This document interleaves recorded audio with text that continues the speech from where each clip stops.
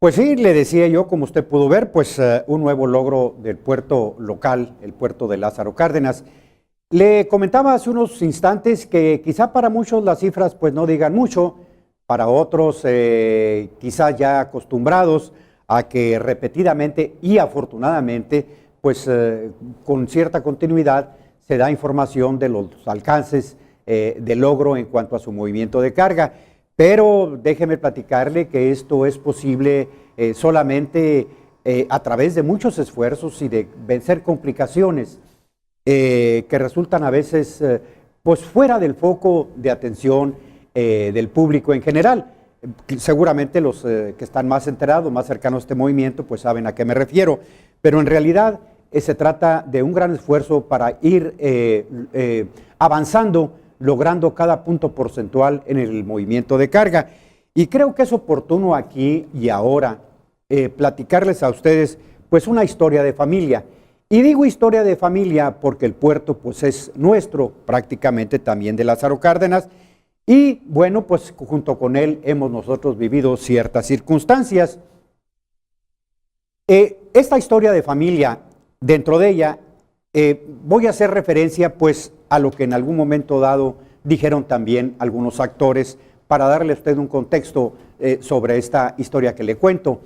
Otro puerto se comió todo el pastel durante 10 años y ahora es la oportunidad del puerto de Lázaro Cárdenas,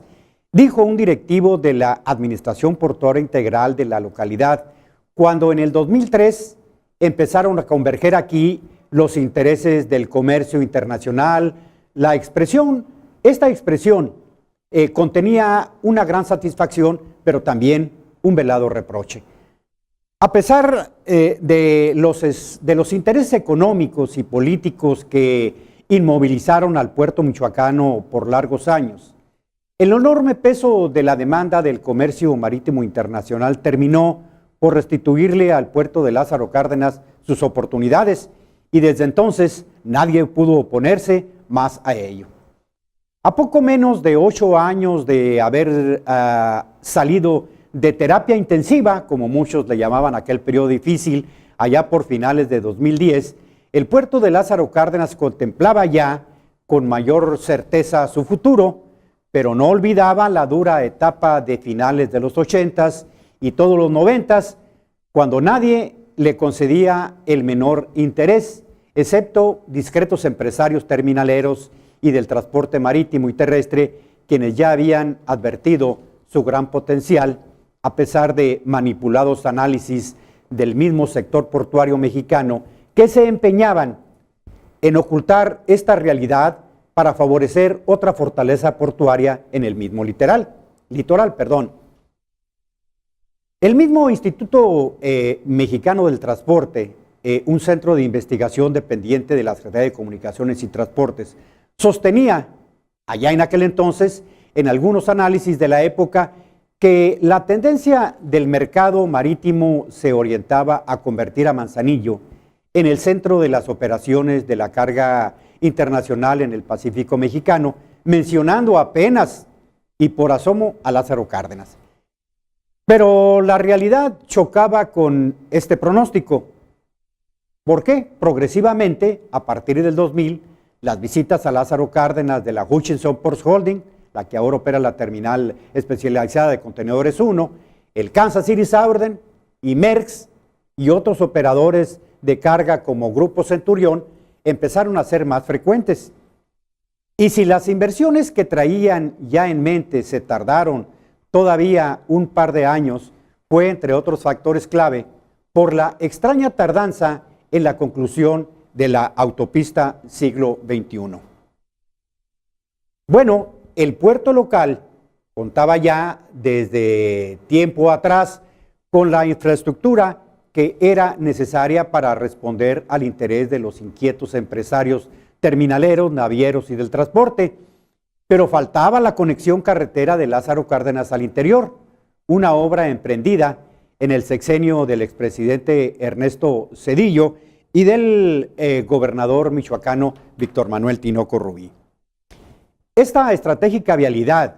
que se concluyó hasta finales de marzo del 2005, en un marco de discreción, sin actos oficiales y sin ruido, cuando finalmente se conectó el último tramo de 5 kilómetros para abrir la circulación a todo tipo de tráfico entre Lázaro Cárdenas y Morelia. Seguramente muchos de ustedes lo recordarán. Esta circunstancia pues había ya desesperado no solo a los operadores de carga en el puerto, sino al propio gobierno michoacano. Recordamos que Eloy Vargas Arriola, entonces secretario de Desarrollo Económico Estatal, reconoció por allá en enero de 2004, recordamos muy bien, pues sentirse frustrado por el incumplimiento del gobierno federal en su compromiso de concluir definitivamente la autopista siglo XXI,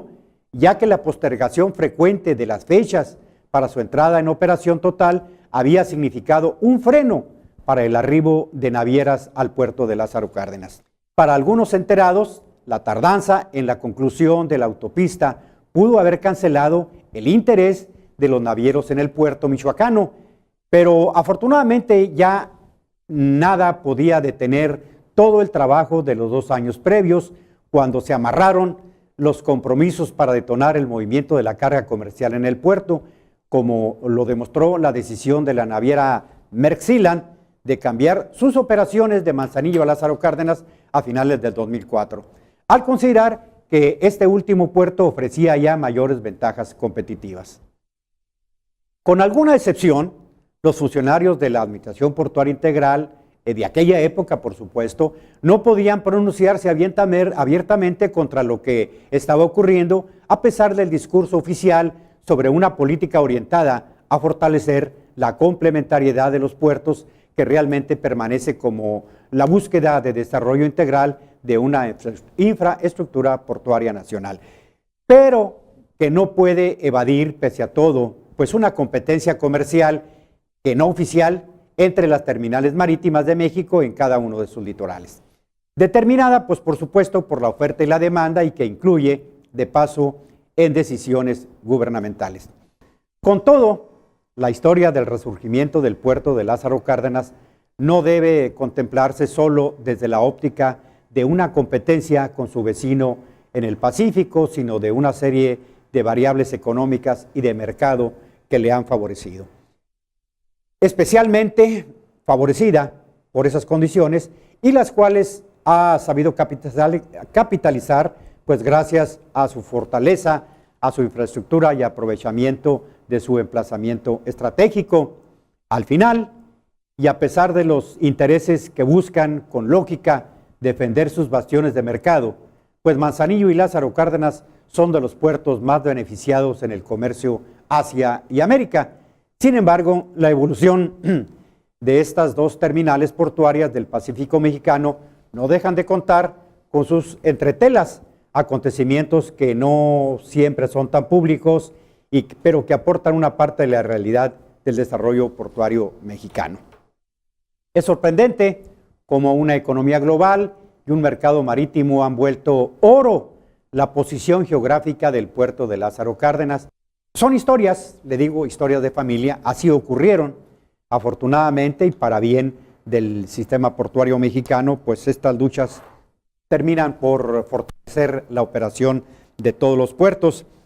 Lázaro Cárdenas en particular, pues ahora sí que podemos quizás decir, y comprenderá usted, que le ha costado realmente conseguir esas cifras a las que arriba cotidianamente en el movimiento de carga, y que mucho pues nos benefician. Al final de cuentas, el puerto concentra o genera, mejor dicho,